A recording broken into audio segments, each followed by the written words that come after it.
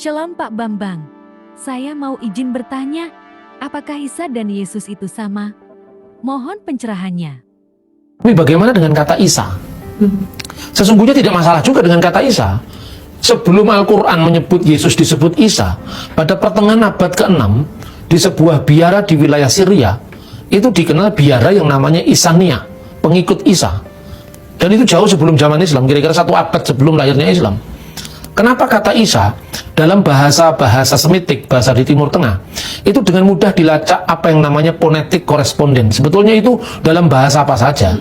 Jadi misalnya, biasanya kalau kita membaca Alkitab kita ini ditulis dalam bahasa Yunani, karena bahasa itu menjadi lingua franca, bahasa yang lazim dipakai umum di seluruh wilayah di Timur Tengah. Tetapi bahasa Aram itu dipakai di wilayah Palestina ke bagian timur dan selatan. Yerusalem atau Palestina di wilayah barat itu bahasa Yunani. Misalnya Asia Kecil, Turki sekarang itu bahasa Yunani. Makanya Paulus menulis surat Galatia, Korintus, pasti nggak mungkin bahasa Aram. Kan di sana dipakai bahasa Yunani. Di Pulau Patmos, Yohanes menulis pasti bahasa Yunani. Tetapi daerah Palestina, Yerusalem ke arah timur dan selatan itu bahasanya Aramaik. Dan di dalam bahasa Aramaik itu sebetulnya ada dialek-dialek. Sebelum zaman Kristen kita mengenal Talmud Babli, Talmud Yerusalmi, itu bahasanya sudah bahasa Aram. Dan itu ada dialek timur, dialek barat. Nah, huruf Yod atau Y dalam bahasa Ibrani, ketika diterjemahkan dalam bahasa Aram, kadang-kadang berubah menjadi I, kadang-kadang berubah menjadi tetap Yod. Misalnya, Shema Yisrael dalam bahasa Ibrani. Kadang-kadang diterjemahkan dalam bahasa Aram, dalam satu naskah misalnya tetap Shema Yisrael.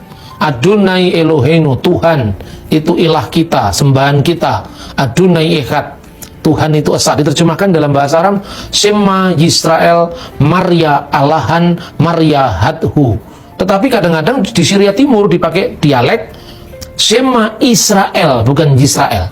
Jadi Yisrael menjadi Israel, Yehosua menjadi Isowa.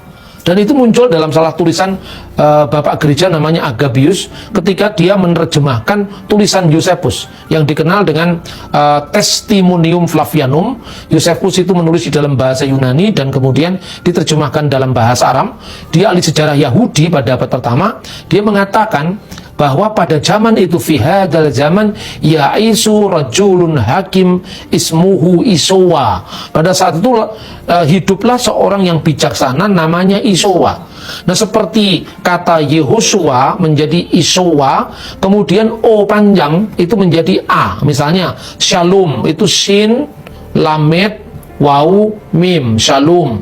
Menjadi bahasa Arab Sin, Lam, Alif, Mim, Salam. Shalom alaikum menjadi Assalamualaikum. Yehosua menjadi Isowa, seperti Shalom menjadi Salam, Iso menjadi Isa. Tidak ada masalah, itu hanya gejala bahasa. Seperti misalnya korespondensi bunyi, seperti kata Yaakov dalam bahasa Ibrani menjadi Yakub dalam bahasa Arab, Yakobus dalam bahasa Belanda, Jack dalam bahasa Perancis. Kenapa nggak dipersoalkan?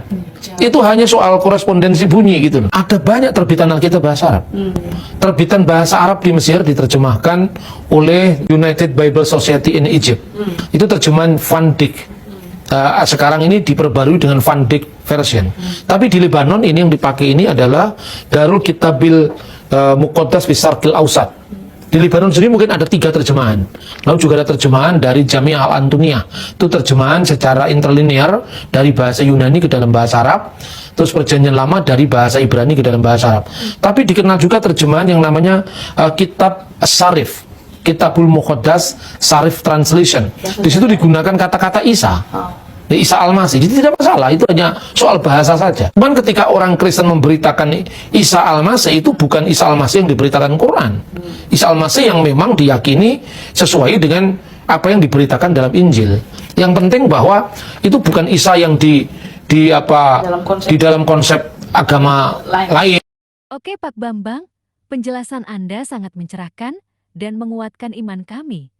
Terima kasih, Tuhan Yesus memberkati.